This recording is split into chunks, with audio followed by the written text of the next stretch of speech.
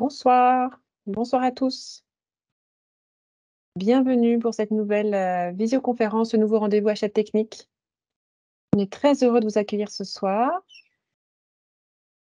Bonsoir, bonsoir à tous. Ce soir, nous allons parler mathématiques et en attendant que tout le monde se connecte, je vous propose de vous expliquer un petit peu comment va se dérouler cette visioconférence ce soir. Donc c'est une visioconférence qui va durer environ 45 minutes, et on se réserve un quart d'heure, après, l'intervention de Nathalie Tellier, pour, un échange avec vous. Vous êtes, dans un environnement Teams, donc vos caméras et vos micros, sont fermés pour le confort de cette visioconférence.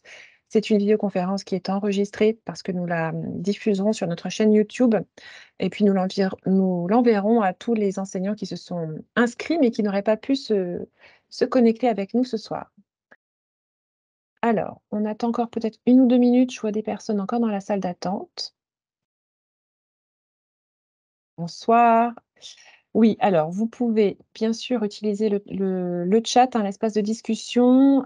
Vous pouvez poser toutes vos questions tout au long de la visioconférence. Nous les reprendrons toutes, à l'issue de l'intervention. Donc surtout, n'hésitez pas, c'est là pour ça. Voilà, bah, écoutez, je vous propose de commencer, et puis ceux qui prennent le train en marche nous rejoindront. Donc ce soir, pour parler, mathématiques au programme.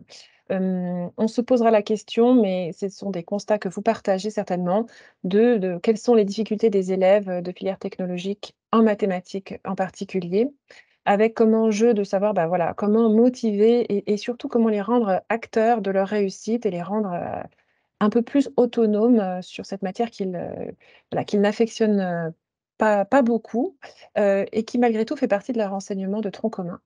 Et puis enfin, voilà, toutes ces questions, nous, on se les est posées et on les a, voilà, les constats que l'on a faits, on a eu envie de les traduire dans des, cahiers, cahiers de mathématiques, un en première et en terminale et nous allons vous les présenter et puis nous gardons un petit temps d'échange, voilà, pour, à la fin, à l'issue de cette, visio. Donc pour nous en parler ce soir, eh bien, j'ai le plaisir d'accueillir, Nathalie Tellier qui est, notre autrice et notre, directrice, de collection et qui va se présenter. Bonsoir Nathalie, merci beaucoup d'être avec nous et puis je vous laisse la parole. Merci Bénédicte. Bon, mais je m'appelle Nathalie Tellier, donc je suis enseignante au lycée Kessler en proche banlieue bordelaise. Et donc c'est un lycée général et technologique, donc j'enseigne dans les filières technologiques depuis maintenant une vingtaine d'années. Je suis aussi formatrice et j'ai pu intervenir, notamment cette année d'ailleurs, puisque c'est un problème assez récurrent, l'enseignement en série technologique. On a travaillé cette année plus spécifiquement sur, l'enseignement en série technologique, donc on a pu comme ça prendre des pistes qu'on a mis, en place dans le cahier. Alors juste pour faire un point, pour savoir un peu à qui s'adressent les élèves et savoir un peu à qui on parle, on a à peu près 27 des élèves qui sont inscrits en cycle terminal, donc général et technologie, qui sont des élèves des filières technologiques. Donc le tronc commun est commun pour pratiquement l'ensemble des séries technologiques. Donc je vous ai mis un peu un détail pour voir un peu, quelles étaient à peu près les proportions de chaque série. Donc on peut constater qu'effectivement, la série STMG est quand même largement majoritaire. Mais ce tronc commun s'adresse aussi au STI2D, au STL, au ST2S et dans une moindre mesure au ST2A puisqu'il y a on va dire une petite différence au niveau du programme, mais il faut aussi tenir compte de ça. C'est que ce programme, il est commun à tous ces élèves des séries technologiques qui ont quand même des motivations et des ambitions, différentes. Donc les soucis que l'on peut rencontrer en mathématiques. Donc d'abord, on a beaucoup d'élèves qui sont pas motivés par les mathématiques, hein. Souvent, bah, ils vont dans les filières technologiques, parce qu'ils aiment plutôt les enseignements technologiques et les mathématiques entre guillemets, ils ont plutôt tendance à les subir depuis de nombreuses années. Donc des fois, c'est un peu délicat de les motiver, hein. Pour certains, c'est quand même un mal nécessaire, donc c'est quand même, quelque chose qui est un peu difficile, à mettre en place. On a quand même des classes qui sont très hétérogènes, puisqu'on a des élèves qui étaient déjà en difficulté en seconde, qui sont passés en première technologique, donc normalement, on devrait pouvoir faire appel aux acquis de seconde. Mais hélas, dans beaucoup de cas, il y a quand même pas mal de choses à revoir, donc ça fait partie des choses, dont il faut tenir compte quand on enseigne. Et puis, depuis quelques années, hein, comme on a quand même des DGH qui se, on va dire, réduisent comme peau de chagrin, donc on a souvent des conditions un peu minimalistes pour enseigner, c'est-à-dire, pas de dédoublement, des classes à 36, des difficultés pour avoir accès, aux outils informatiques, pas d'accompagnement personnalisé. Donc il faut réussir à essayer de mettre, des choses en place pour quand même arriver à faire travailler les élèves, efficacement. Et on a aussi le travail à la maison qui est assez difficile. C'est des élèves qui n'ont pas forcément l'habitude de travailler régulièrement à la maison, et c'est vrai que, par exemple, pour les devoirs maison, souvent on a, on va dire, beaucoup de copies identiques, voire des choses un peu bâclées et pas faites. Donc il faut essayer d'arriver à faire travailler ces élèves, autant que faire se peut. Alors pour notre travail, on s'est appuyé sur les recommandations du SNESCO, donc qui avec l'IFE a quand même, beaucoup travaillé, sur l'enseignement en général et l'évolution de l'enseignement. C'est vrai que là, j'ai juste repris une phrase qui me paraissait intéressante de leur compte rendu. C'est-à-dire qu'il est admis que les élèves n'apprennent pas à la même vitesse, qu'ils ne font pas, n'agissent pas de la même manière, qu'ils ne rencontrent ni les mêmes réussites, ni les mêmes obstacles. Et donc le SNESCO a proposé un certain nombre de recommandations, sur lesquelles, il est intéressant de s'appuyer pour pouvoir, faire travailler, mettre les élèves en activité le plus efficacement possible dans les classes. Donc je vous résume brièvement un peu ces intentions. Les élèves doivent être accompagnés pour construire un apport adéquat aux situations et aux savoirs scolaires. Donc effectivement, même si on leur laisse un petit degré d'autonomie, il faut quand même, on va dire, bien flécher l'autonomie, pour qu'ils puissent arriver à travailler efficacement. Les élèves tirent profit d'un environnement où des aides et des repères leur sont proposés. Donc c'est toute cette partie où il faut faire des rappels réguliers, des petits points réguliers, pas forcément refaire un cours parce que l'immense majorité des élèves ont quand même eu les cours associés aux notions, et c'est pas en refaisant un cours qu'on va pouvoir, on va dire, remettre les choses à plat, mais plutôt en essayant de faire des bulles, des petites bulles de rappel. Comme ça permet, rappeler, régulièrement, de façon, on va dire, un peu systématique. Ça permet comme ça que ça finisse un peu par s'ancrer, dans leur mémoire. Les élèves, parce qu'ils ont des connaissances hétérogènes, doivent disposer d'un temps d'apprentissage ajusté. Donc essayer de voir comment on peut mettre un peu de différenciation en place dans nos classes. Les élèves tirent profit à ne pas être confrontés trop souvent à des situations d'apprentissage qui comportent trop d'informations ou des tâches inutiles. Et c'est vrai que là, moi, j'ai rencontré, par exemple, ce type de problème quand je les ai travaillés sur la dérivée. Un truc tout bête, j'avais mis tout simplement à dériver la fonction, x puissance, enfin pardon, l'expression x puissance 3 sur 3. Et puis j'ai tout un tas d'élèves qui finalement ont été plus pénalisés par comment manipuler la fraction que la dérivée de x puissance 3. Donc c'est vrai qu'il faut essayer de leur demander de faire des choses, mais de pas tellement mélanger les tâches pour un même travail.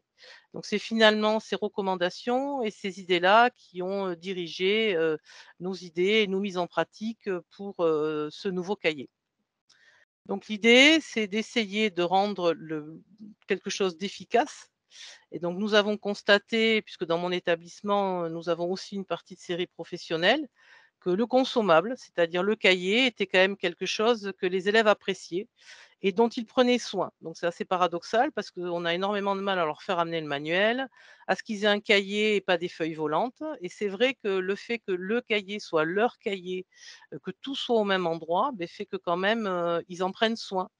Donc c'est quand même, un outil qui est assez pratique, et mis en place en série professionnelle. Et donc on s'est dit: «Beh, puisque ça marche avec des élèves qui sont, on va dire, souvent pas très scolaires, on va voir un peu ce que ça va pouvoir donner pour nos séries, technologiques». Donc ce côté de mon cahier, on trouve que c'est assez pratique, pour ces élèves-là aussi. Alors, on a proposé aussi un certain nombre, d'exercices variés, avec des niveaux de difficulté variés. L'idée étant de mettre en place de la différenciation pédagogique. Comme il y a quand même beaucoup d'exercices dans le manuel, vous pouvez dans la même salle proposer à un exercice niveau 1 parce qu'il a des difficultés, d'autres qui sont un peu avancés, proposer un exercice niveau 2, d'autres proposer un exercice niveau 3. Enfin, il y a quand même, pas mal d'outils pour mettre en place cette, différenciation pédagogique. Alors pour vous présenter, un peu les différents manuels, donc le cahier de première et le cahier de terminale sont, on va dire, similaires, sauf sur certains points. C'est-à-dire qu'au niveau de la classe de première, donc il y a 4 thèmes: les suites, les fonctions, la dérivation, statistique et probabilité.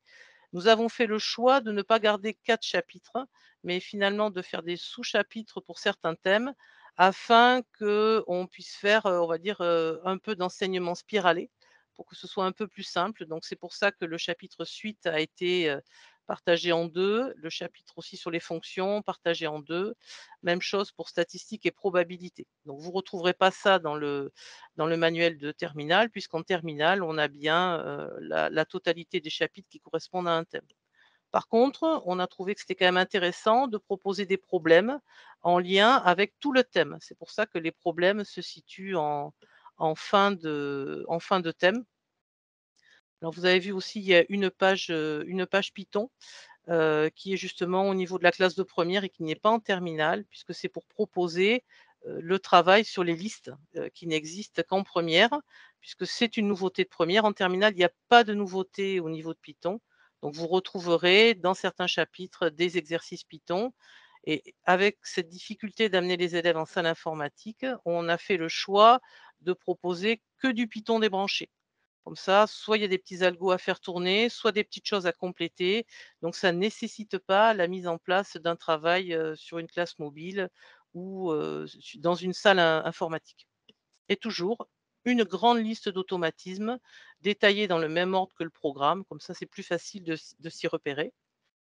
Donc voilà finalement pour suite terminale, donc c'est ce que je vous disais, c'est-à-dire que là on a les 7 chapitres. Chaque chapitre est accompagné donc de sa liste de problèmes.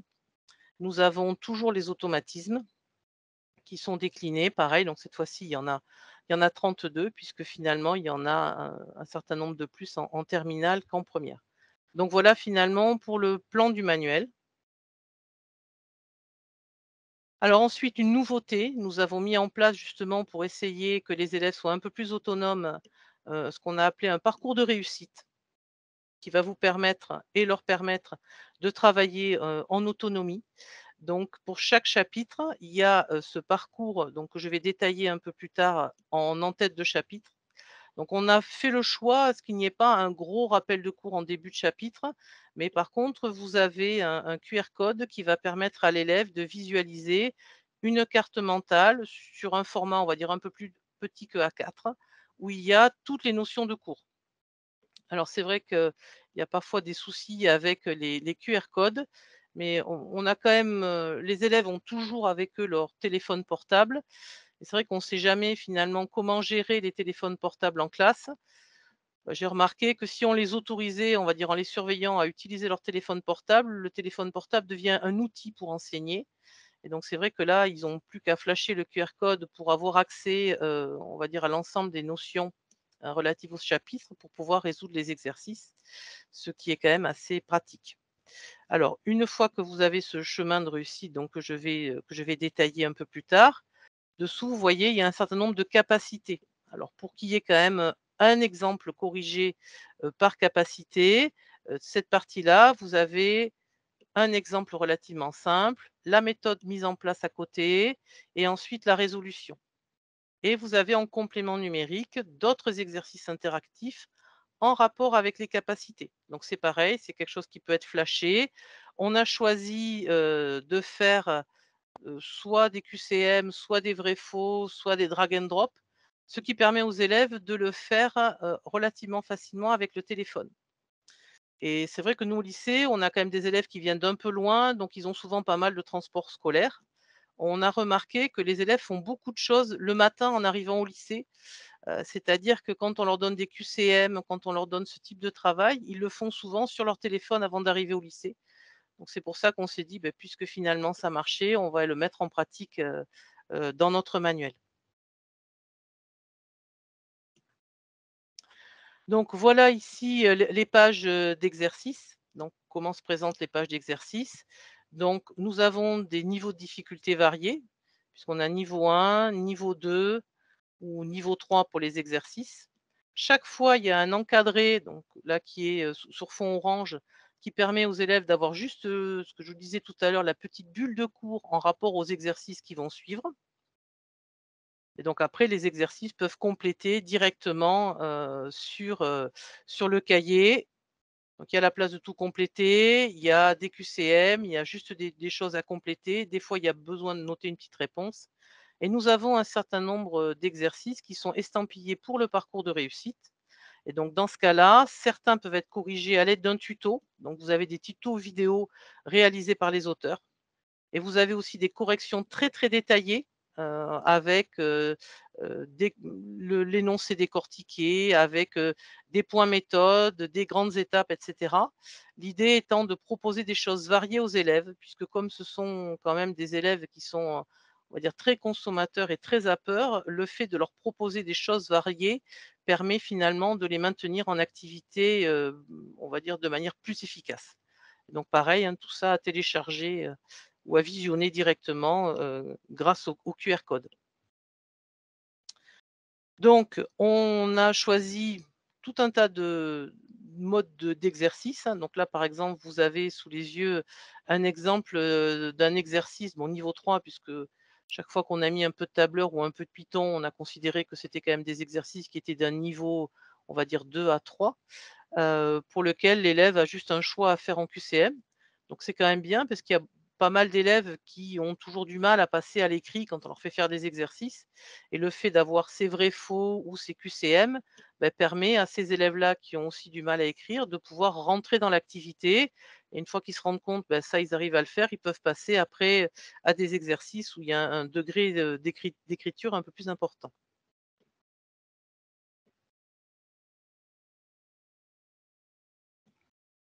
Alors, autre thème d'exercice, hein, puisqu'il y a quand même, arrivé dans les programmes depuis plusieurs années et d'autant plus maintenant avec le grand oral, qu'ont aussi les élèves des séries technologiques, même si nous n'intervenons pas spécifiquement, sur la partie grand oral, mais il y a quand même des exercices où les élèves n'ont qu'une réponse à l'oral à faire.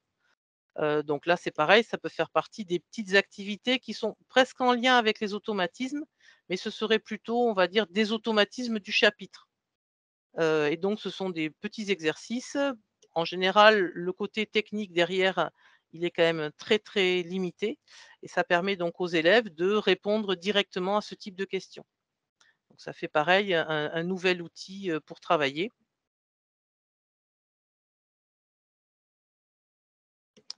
Et donc au niveau des problèmes, donc les problèmes, là cette fois-ci les élèves n'ont pas la place pour écrire, dans le cahier. Parce que là, c'était un peu compliqué à gérer la place parce que ce sont quand même des questions, on va dire, un peu plus de réflexion. Donc il faut que l'élève puisse rédiger. Certains ont besoin de faire plus ou moins de calculs que d'autres. Donc c'est vrai que pour cela, on a estimé que les élèves devaient travailler, sur un cahier ou sur une feuille et comme nos ouvrages s'adressent à l'ensemble des séries technologiques, on a panaché un peu, l'environnement de chaque exercice, bon, en mettant majoritairement quand même des exercices, à destination des STMG, puisqu'ils sont quand même majoritaires en série technologique. Donc c'est pour ça qu'il y a beaucoup de calculs de coûts, qu'il y a, des choses avec des prix, des augmentations de prix et cetera et un peu moins d'exercices, axés, physique ou santé sociale. Mais il y en a quand même, pour tous les goûts, hein, au niveau de ce type d'exercice. Donc au niveau du chapitre du cahier de première, les problèmes, vous aurez les 2 pages en fin de thème et au niveau du cahier de terminale, vous avez pareil 2 pages de problèmes, mais cette fois-ci, les 2 pages de problèmes sont en fin de chacun des chapitres. Donc ce qui fait qu'en première, les exercices proposés en tant que problème sont souvent des exercices mixtes qui font appel à toute la notion.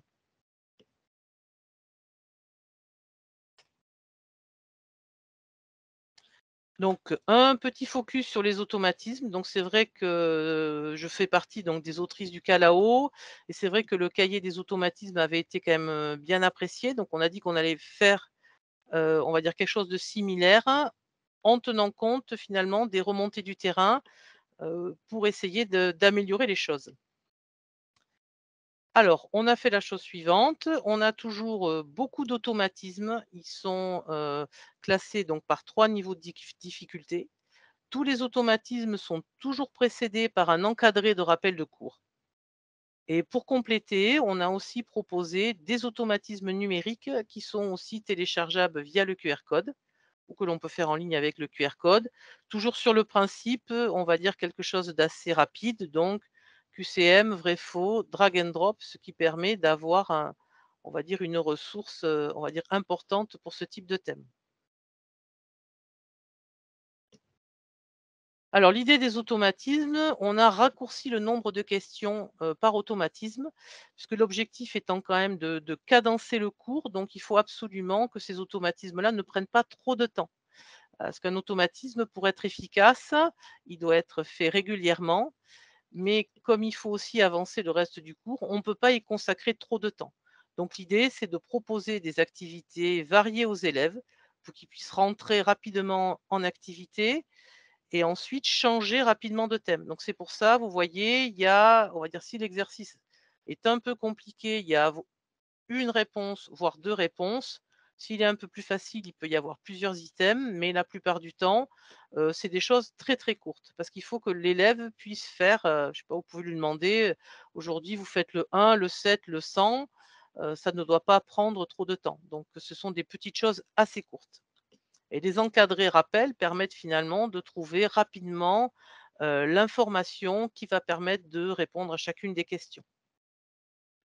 Donc voilà, par exemple, des exemples, au niveau d'un complété, des choses à l'oral aussi qui sont proposées, même en automatisme, pour proposer des choses variées toujours.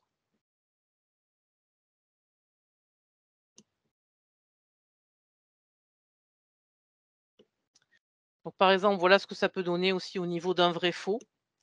L'objectif, c'est, il faut que vous puissiez, utiliser ce genre d'activité en début d'heure pour mettre rapidement les élèves au travail, puisqu'on sait qu'en série technologique, bah, l'entrée en classe est un vrai enjeu, hein, puisqu'on a donc nos 36 élèves qui rentrent un peu, on va dire, de manière un peu vivante en classe et c'est vrai que si on arrive à les mettre de suite au travail, beh, ça nous permet, nous, de nous concentrer sur les élèves qui sont un peu plus agités que les autres et puis les élèves qui sont, on va dire, un peu plus calmes, comme ils savent déjà ce qu'ils doivent faire, ça permet, d'avoir une entrée en classe et une mise en activité qui est relativement rapide.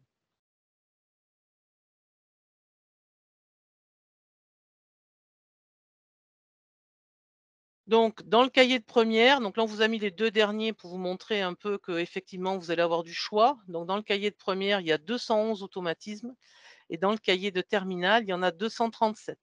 Donc ça permet, vraiment de pouvoir proposer des choses tout au long de l'année. Donc c'est vrai qu'avec le la multiplication des exercices courts d'automatisme, vous allez pouvoir travailler, sur toute l'année. Toujours sur les automatismes, nous avons une nouveauté. Ce sont des pages que vous allez trouver en fin de cahier, qu'on a appelées les automatismes top chrono.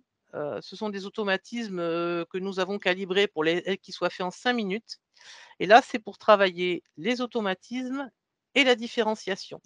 C'est-à-dire que sur chacune des pages top chrono, vous avez 3 automatismes qui sont traités, mais les automatismes sont traités avec 3 niveaux de difficulté différentes. Donc par exemple, si vous avez des élèves qui sont en difficulté, vous leur dites: «Beh, tu fais le top chrono, niveau 1 et puis d'autres qui sont plus avancés, le top chrono, numéro 4, c'est celui que nous avons sous les yeux, niveau 2 ou le top chrono, niveau 3 et comme ça permet de faire travailler les élèves sur le même automatisme avec des degrés de difficulté différents. Donc normalement, vous pouvez donner du grain à moudre à chacun de vos élèves avec ce principe-là. Alors toujours sur les nouveautés, au niveau du parcours de réussite. Donc le parcours de réussite, notre idée a été, la suivante, c'est d'essayer que les élèves soient un peu autonomes finalement par rapport à leur travail et par rapport à leur réussite. Donc on a proposé, pour chaque chapitre, un parcours par capacité. C'est-à-dire que par capacité, vous allez trouver donc 3 colonnes. La première colonne qui s'appelle donc «Je me teste», ce sont des exercices que l'élève va faire, pour lequel il y a des tuto en correction, c'est-à-dire que l'élève peut de suite aller voir la correction, il fait l'exercice, ensuite il peut flasher, le QR code pour avoir la correction, sous format vidéo. Si l'élève a réussi à faire ces exercices-là, bah, ça veut dire que cette capacité est acquise, donc il peut cocher, c'est acquis et à ce moment-là, il passe à la capacité suivante.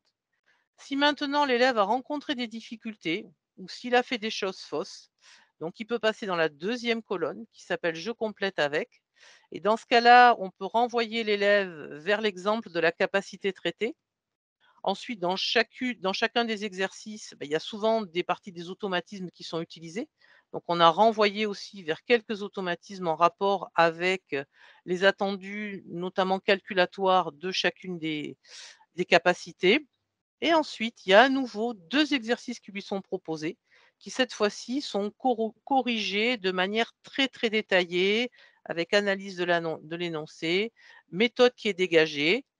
Et donc, on peut espérer qu'avec finalement toute cette partie remédiation que l'élève peut faire en autonomie, eh beh, la capacité va être acquise. Donc voilà finalement, ce que l'on a choisi de faire, sur cette partie-là. Ça nous paraissait quand même important puisque, on va dire ces parcours de réussite sont quand même des choses qui sont plébiscitées, on va dire par beaucoup d'enseignants. Donc après ça peut s'appeler chemin de réussite. On peut le retrouver aussi, sous différents noms et ça permet justement que l'élève puisse avancer à son rythme. Puisque l'élève, s'il sait faire une capacité, il peut passer à la suivante. S'il a du mal, il a de quoi finalement, on va dire travailler en autonomie et à partir du moment où tous les corrigés sont disponibles, bah, on va dire globalement, il a pratiquement, pas besoin de votre intervention, pour pouvoir, avancer tout seul. Et donc on les repère facilement, dans le corps on va dire du cahier, puisque tous ceux qui ont une correction vidéo, vous avez le petit icône tuto et tous ceux qui sont donc dans le niveau 2 du parcours, vous avez ce petit icône corrigé et donc là, vous avez la correction, qui est très, très guidée. Et donc pour résumer, hein, vous avez, cette partie-là, hein, c'est-à-dire le mode de fonctionnement du parcours de réussite. Donc comme ça, vous pouvez directement le proposer à vos élèves. Je pense que le fonctionnement n'est pas, on va dire, trop compliqué à mettre en place et les élèves vont pouvoir se l'approprier et vous les accompagnez pour on va dire pour le premier et puis après ils peuvent, réussir à se gérer. Alors ensuite des pages que l'on retrouve toujours, qui sont les pages calculatrices. Alors c'est vrai que souvent on avait tendance à mettre les pages calculatrices dans les pages de garde, du manuel et c'est vrai que c'est pas souvent pratique parce que les élèves quand ils nous disent: «Bon je fais comment avec la machine?» Beh, à l'arrivée on lui dit: «Beh, tu peux aller voir dans les pages calculatrices», mais comme il ne sait pas exactement ce dont il a besoin, c'est un peu délicat. Donc là, on a fait le choix suivant, on a fait le choix de répartir les pages calculatrices par chapitre. Donc par exemple, là sous les yeux, vous avez la page qui se trouve dans le chapitre suite. Donc à l'intérieur même du chapitre suite. Comme ça, l'élève, il est dans le chapitre suite, il fait des exercices sur les suites, puis ensuite il peut prendre sa page qui ne parle que des suites et il peut traiter quelques exercices en rapport avec les pages calculatrices. Quand il sera après, sur les pages fonctions, il aura ou probabilité, il aura une autre page calculatrice. Ça permet comme ça que l'élève n'ait pas à chercher. Il a exactement les pages dont il a besoin au moment où il en a besoin. Et on a fait le choix d'utiliser finalement les 3, on va dire, grands modèles de calculatrices, hein, puisqu'on a mis, TI, Casio et Numworks. Donc on a aussi une seule page Python, donc vous voyez, c'est que du Python papier, puisque c'est vrai que là, cette année, moi, j'ai dû avoir en formation, je crois qu'on a dû avoir plus d'une centaine d'enseignants qui enseignent en série technologique et quand on a fait un point: «Est-ce que vous avez des dédoublements?» Beh, la réponse était «Non». Comment vous faites Python? On fait pas ou on fait papier. Donc, beh, on s'est adapté, on a proposé des petites choses, qui permettent de faire travailler, la totalité des recommandations du programme, mais, sous format papier. Donc ce qui permet de travailler ce type de choses.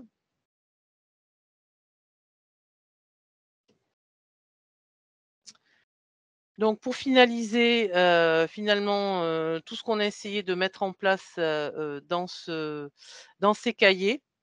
Donc on a justement donc les parcours de réussite qui sont une nouveauté, pour lesquels on espère que les élèves donc vont se l'approprier et surtout on espère que vous, ça va vous aider à enseigner puisque vous allez pouvoir comme ça expliquer aux élèves comment ça fonctionne.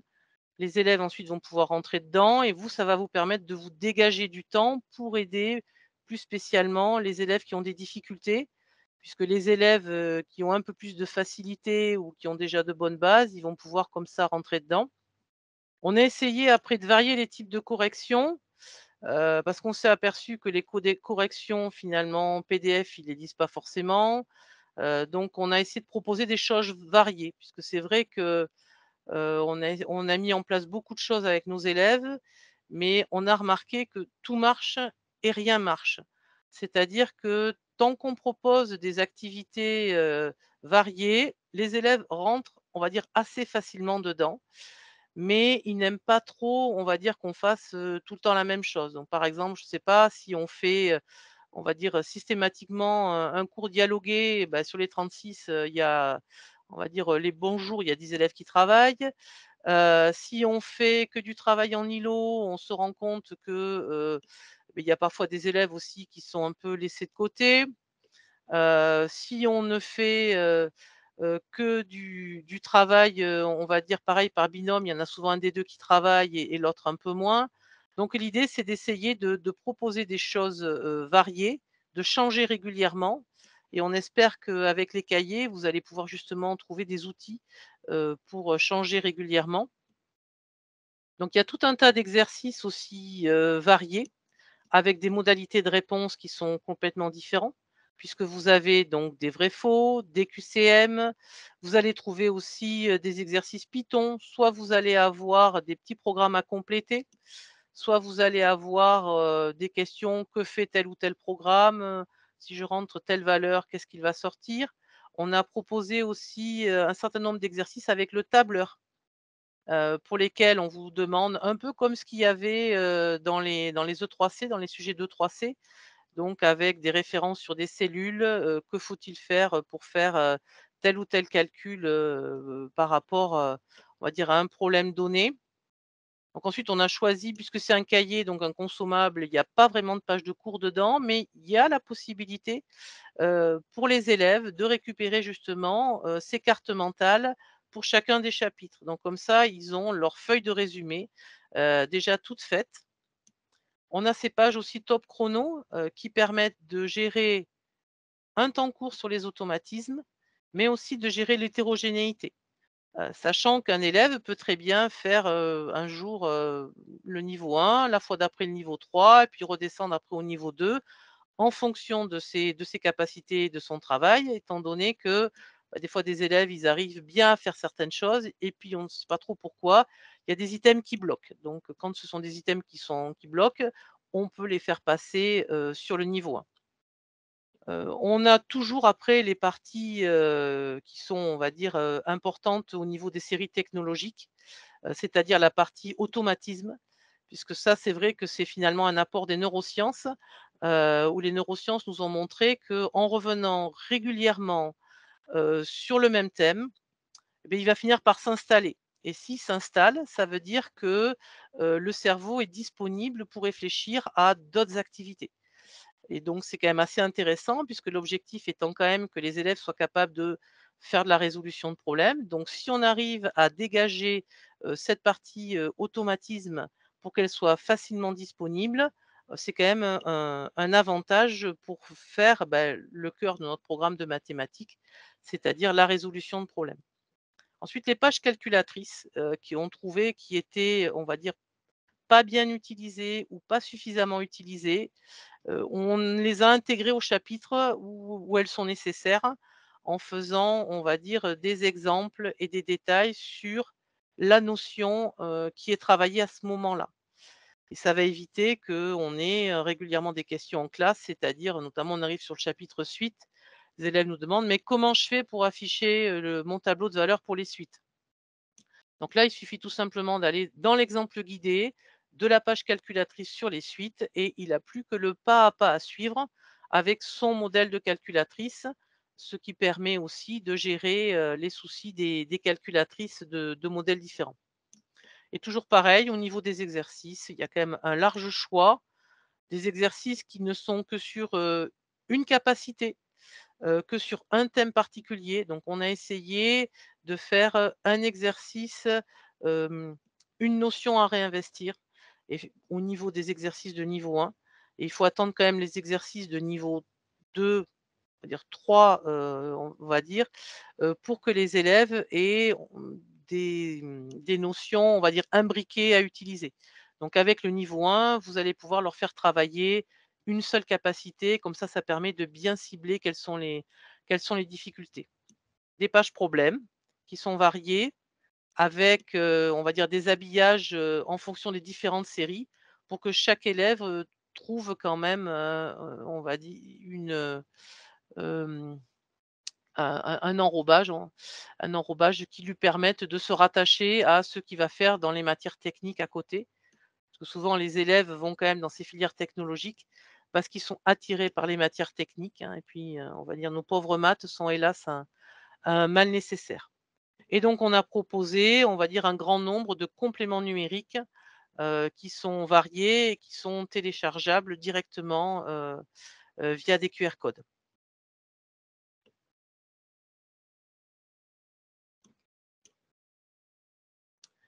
Donc voilà, écoutez, j'espère que les cahiers, on va dire répondront à vos besoins. Nous, on les a écrits, on va dire avec cet objectif-là, c'est-à-dire, tous les auteurs travaillent dans des séries technologiques et on a vraiment écrit les cahiers avec pour objectif, quel est l'outil qu'il faudrait que j'ai pour faire travailler mes élèves de manière efficace. Donc j'espère, Merci. écoutez, que vous y trouverez, vous aussi, votre bonheur. Merci Je beaucoup remercie. Nathalie. Merci beaucoup pour cette, intervention très intéressante. Bah, voilà, j'espère que ça vous a, nourri, questionné dans vos pratiques. Je vais prendre, une question qui est arrivée pendant, votre intervention Nathalie. C'était sur le parcours de réussite. La question était, bah, voilà, comment est-ce qu'on fait avec le problème du son des vidéos? Est-ce que c'est un parcours de réussite qu'on doit faire à la maison ou alors est-ce qu'on accepte que les élèves soient équipés d'écouteurs et c'est un parcours de réussite qui peut se faire en classe? Alors, la partie des tutos, bah, il y a obligatoirement du son, donc les élèves vont avoir à utiliser du son. Donc ils peuvent le faire en classe puisqu'ils ont souvent besoin, notamment pour les cours de langue, on leur demande aussi souvent, d'utiliser des petites vidéos pour entendre du son. Mmh, Donc ils peuvent aussi l'utiliser en classe. Ils ont tous des écouteurs, hein. Tous oui. les élèves ont des écouteurs, donc il n'y a pas de problème à ce niveau-là. Le problème avec les téléphones portables en classe et des élèves, c'est qu'il faut surveiller qu'est-ce qu'ils font avec leur téléphone. Et c'est vrai que quand on les autorise à utiliser leur téléphone et qu'on essaie de les responsabiliser, bah, c'est-à-dire qu'on les traite un peu comme des adultes, comme ce sont souvent des élèves à qui on a répété, on va dire, au niveau de la seconde et parfois au niveau du collège qu'ils sont pas bons, qu'ils savent rien faire, que de toute façon il faut les surveiller comme le lait sur le feu et cetera. Moi j'ai remarqué quand on essaie de passer un contrat avec eux en disant: «Bah, écoute, on a un bel outil, mais cet outil nécessite que tu utilises ton téléphone, donc tu peux utiliser l'outil, mais pour ça il faut que tu sois responsable». Voilà.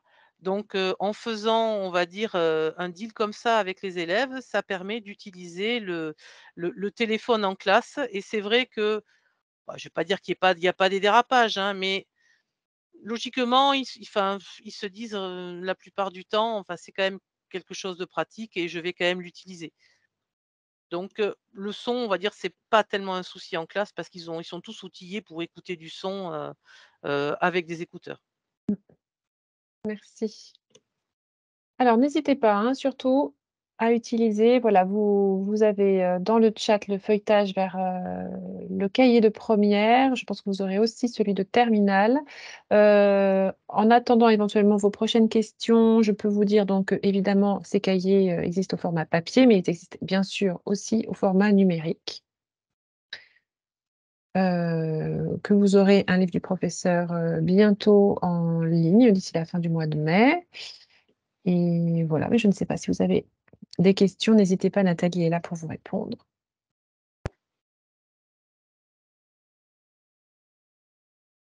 Après, je peux vous remettre, si vous voulez, la diapo, par exemple, sur le mode d'emploi du parcours de réussite, puisque c'était la une des parties, on va dire un peu nouvelles.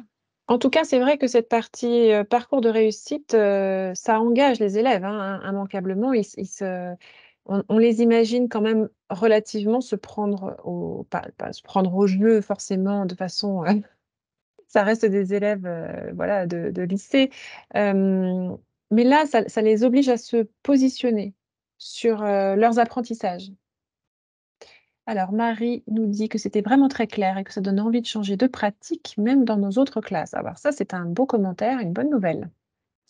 Alors ça, je peux juste commenter un Oui. peu. C'est vrai que nous, on le met beaucoup en place aussi au niveau de la classe de seconde et c'est vrai qu'on s'est inspiré un peu du travail donc Mérieux avait fait sur les plans de travail, donc plutôt axé aux primaires et donc on met en place ce type de choses aussi au niveau des élèves de seconde.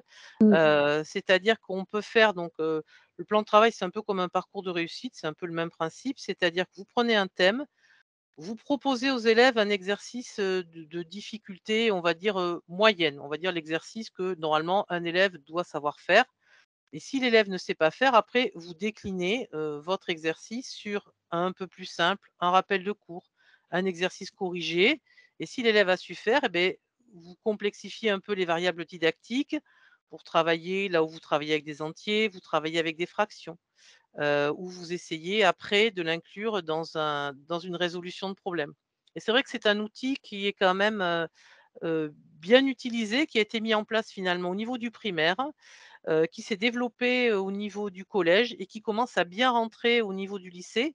Parce que finalement, on a, de moins en moins de dédoublements et c'est vrai que ce type de méthode de travail permet aux élèves de s'autonomiser un peu et nous, bah, ça nous permet de gérer les élèves quand ils nous appellent. Ils nous appellent pas tous au même moment, ils nous appellent pour des choses différentes. Donc c'est quand même quelque chose qui est assez, on va dire assez agréable à mettre en place.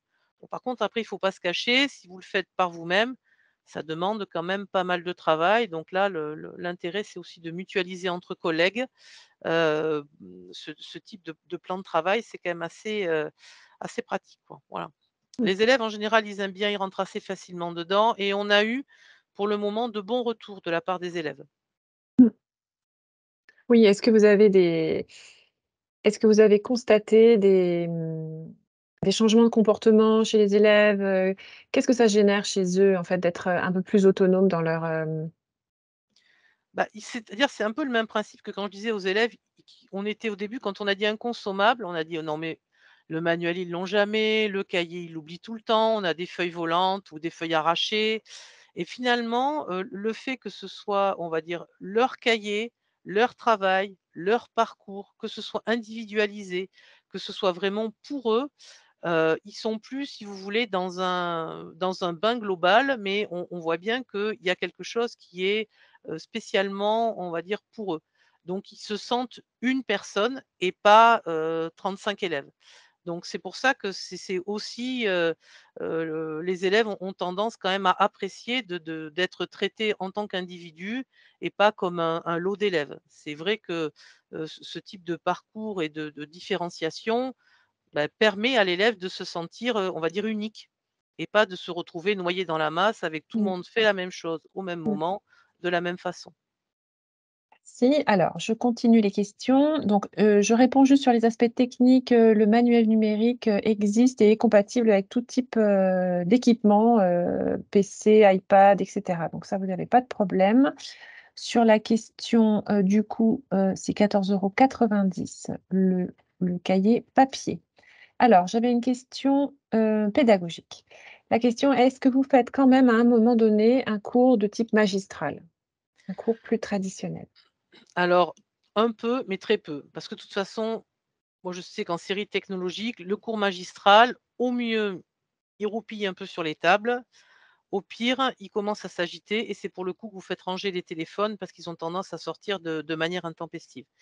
Donc, ce phénomène de bulle, moi je trouve ça très intéressant parce que l'élève, ils ont quand même du mal à se concentrer et c'est vrai que de fait de mettre cette bulle de cours, bah, ça leur permet quand même d'avoir la notion rapidement et de manière assez courte et ce que j'ai remarqué, c'est quand on leur met des bulles, c'est eux qui posent des questions sur le cours en disant: «Oui, mais au fait, si on avait fait ça» ou Mmh. «Mais si on proposait ça?» et donc ça permet comme ça de on va dire lancer le cours, mais on va dire de leur point de vue. Bon après moi de toute façon, au niveau des cours, je fais pratiquement plus rien de magistral en série technologique. Je fais beaucoup de choses donc en essayant d'individualiser au maximum et la partie vraiment, cours, des fois on essaie de co-construire autour d'une activité et une fois qu'on a fait la construction de la notion autour de l'activité, donc un peu sur le format d'un exercice, hein, et beh, rapidement je donne, on va dire, un polycopié avec les notions de cours. Donc c'est un peu ce phénomène de bulle. Parce que le cours, souvent on dit: «On va leur donner un cours polycopié, on va faire écrire des pages et des pages», mais à l'arrivée ils ne l'ouvrent pas.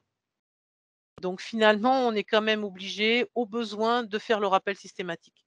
Donc c'est vrai que le fait qu'il y ait ici la bulle de cours et qu'ensuite des exercices d'application, bah, Mmh. l'élève voit à quoi sert la notion, qu'il a à utiliser. Alors, une autre question, sur l'évaluation. Comment est-ce que vous gérez l'évaluation, étant donné qu'ils avancent chacun un petit peu à leur rythme en approfondissant, pardon, plus ou moins? À quel moment intervient l'évaluation alors? Alors, l'évaluation, vous pouvez la faire de plusieurs façons. Comme le cahier est inconsommable, ce que vous pouvez faire aussi, c'est, vous dites aux élèves: ben voilà, vous me faites, ces 3 exercices, vous ramassez le cahier, ça vous permet d'avoir une note». Aussi bien d'ailleurs au niveau des exercices qu'au niveau, des automatismes. Le cahier, vous le ramassez, vous le notez, vous le rendez, par rapport à ce qu'ils ont fait. Mais après, on va dire des évaluations, plus classiques, i en général, quand on propose des évaluations, on essaie de trouver un niveau médian pour l'évaluation, puisqu'il faut quand même que la majorité enfin, l'idéal, c'est tous les élèves, mais ça, c'est un peu chez les bisounours, il faut quand même que l'immense majorité des élèves puissent rentrer dans les exercices. Donc quand on donne des évaluations, beh, si vous êtes en début de chapitre, vous essayez de prendre des exercices qui sont un peu similaires au niveau 1, quitte à mettre après du niveau 2 et puis peut-être pour les élèves qui auraient plus de 15, mettre un exercice niveau 3. Et puis quand vous avancez un peu plus en fin de chapitre, vous augmentez le niveau de difficulté. L'idée étant bien entendu on va pas poser, un devoir complet avec des exercices qui seraient du niveau 3 parce que là je pense qu'on sait déjà ce qui va se passer. Il va y avoir des élèves qui vont avoir quand même de mauvaises notes, de la démotivation, donc c'est pas quelque chose, on va dire, qui est, envisageable. D'autant plus qu'en série technologique, on a quand même notre, moyenne est certificative, donc il faut que notre moyenne, reflète l'ensemble des capacités des élèves. Donc Mmh. on a effectivement les automatismes qui doivent rentrer en ligne de compte, puisque c'est quand même, on va dire un des piliers de la série technologique, donc il faut absolument évaluer les automatismes, de manière assez régulière. On a aussi, des travaux de groupe à évaluer. On a aussi des exercices un peu plus de recherche, du type des problèmes. On peut tout à fait leur donner un problème et puis vous dites: «Eh beh, utilisez votre cours, faites le problème, je ramasse le problème». Comme ça, si vous voulez, les élèves qui sont plus en difficulté, ils ont quand même le cours, avec donc justement toutes les petites bulles de cours et ils peuvent mettre en place le problème. Et puis après des exercices un peu plus, on va dire un peu plus classiques. Mais c'est vrai que, le fait que la note soit certificative, il faut absolument qu'on puisse poser des questions sur toutes les compétences et capacités des élèves. Donc il faut essayer de tester tout ça.